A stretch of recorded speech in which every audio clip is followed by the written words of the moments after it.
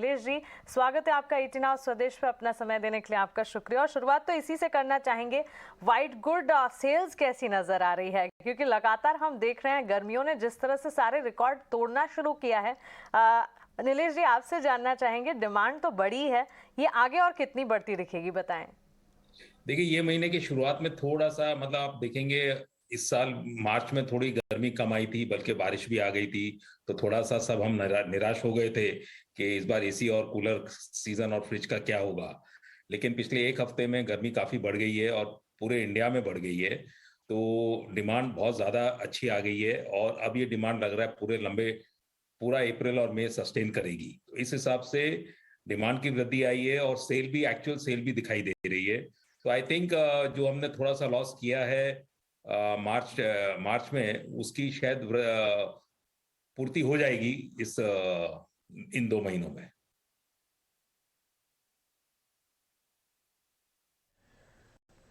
ठीक है Gupta ji, AC fridge के अलावा किसी और सेगमेंट की आपको डिमांड एबनॉर्मल दिख रही है क्या?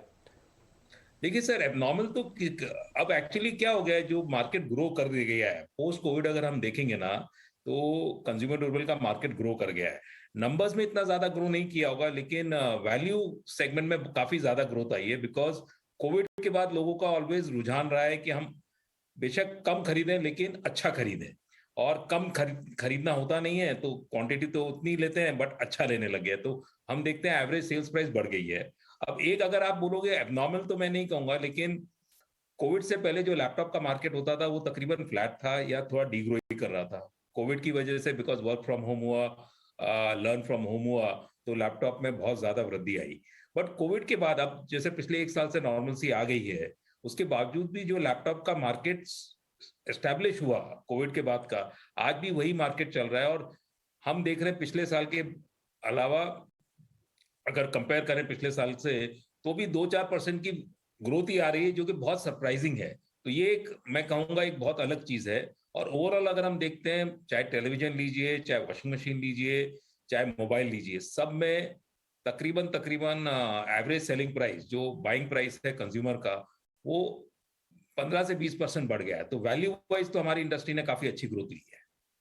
अब कंज्यूमर बिहेवियर को नीलेश जी समझना चाहेंगे, कैश कंजर्वेशन के लिए क्या डाउन ट्रेडिंग इस वक्त होती हुई नजर आ रही है आपको? क्या ये सिनेरियो बन रहा है?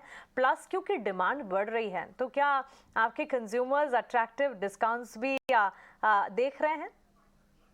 देखिए, जहां तक कैश सेविंग का सवाल है, डाउन ट्रेडिंग बिल्कुल नहीं हो रही है। बिकॉज कंज्यूमर कैश में लेते ही नहीं है। हमारी कंज्यूमर ड्यूरेबल इंडस्ट्री में तकरीबन 80% जो सेल हो रही है वो ईएमआई में हो रही है, तो उनको उतना फर्क पड़ता नहीं है। और जैसा कि मैंने अभी कहा था, आज कंज्यूमर को चाहिए, अगर वो 32 इंच का टीवी लेना चाहता है तो वो 43 या 55 का लेना चाहता है। और बिकॉज ईएमआई की सुविधा उसके पास है, और अब जो ईएमआई के ऑफर्स भी कंपनीज और रिटेलर्स साथ में मिलकर ला रहे हैं, जहां पे उसको जीरो डाउन पेमेंट देना पड़ रहा है कई चीजों में।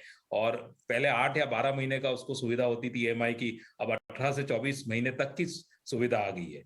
तो इन सब के मद्देनजर डाउन ट्रेडिंग बिल्कुल नहीं हो रही है। इनफैक्ट अगर कुछ हो रहा है तो अपग्रेड ही हो रहा है। कंज्यूमर लेने 100 रुपए की चीज आता है और एंड अप करता है 125-150 रुपए तक की में ले जाता है वो। तो अपग्रेड हो रहा है, एंड दिस ट्रेंड जो लग रहा है वो कंटिन्यू ही रहेगा। ठीक है, बहुत बहुत शुक्रिया sir, thank you very much, आज आपने समय दिया। अच्छा लगा नीलेश जी आपसे बातचीत करके। आपने थोड़ा उनको रैशनली तरीके से बता दिया कि हाँ, एक तो लैपटॉप, दूसरा ये एसी फ्रिज वाला हिस्सा काफ़ी अच्छे से बढ़ रहा है। बहुत शुक्रिया sir, thank you very much. आगे बढ़ते हैं।